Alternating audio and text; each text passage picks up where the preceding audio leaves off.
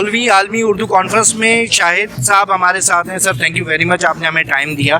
आप लोग तो खुद ऑर्गेनाइजर्स में हैं, कैसा लगता है ये सारा ऑर्गेनाइज करते हुए? सर बेहद मसरत इसलिए होती है कि ये पहली कॉन्फ्रेंस से लेके आज 16वीं कॉन्फ्रेंस है और मैं इत्तेफाक से as a team member Ahmed Shah साहब के इसमें मौजूद हूँ और यही बहुत बड़ी खुशी की बात है। ज़ाहिर गवर्निंग बॉडी में रहा, इनका कोऑर्डिनेटर हूँ, फिर से आज के डिस्ट्रिक्ट सेंटर में जो आर्ट्स काउंसिल उसको देख रहे हैं, तो मगर ये हमारा सालाना इवेंट है, इसमें तो लाजमी आना होता है, तो ये बस देख के खुशी होती है।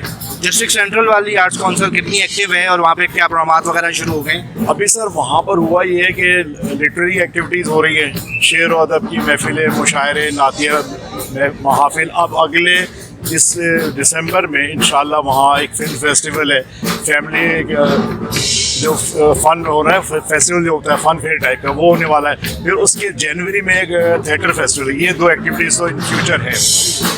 यहाँ पे ओवरऑल जो नौजवानों का अदब से रुझान, इसको किस तरीके से देखें? सर मेरा ये है कि हमारा जो डे 1 से पहले ही कॉन्फ्रेंस हुई है, उसमें उर्दू यूनिवर्सिटी और उर्दू कॉलेज इधर के बच्चों ने सबसे पहले से, हम पहले बड़े बसें भर के लोग आते थे यहाँ पर। अब उसके बाद ये हो अल्लाह का शुक्र इतने लोग आने लग गए हैं, वो बच्चे बड़े हो गए, मीडिया में चले गए और इतने माशाल्लाह एक्टिव हो गए, माशाल्लाह बहुत बेहतरीन। अल्लाह ताला खुश रखे सब लोगों को जो इधर आते हैं। अहमद शाह साहब की निगरानी में सब कुछ ही हो रहा है। Thank you very much.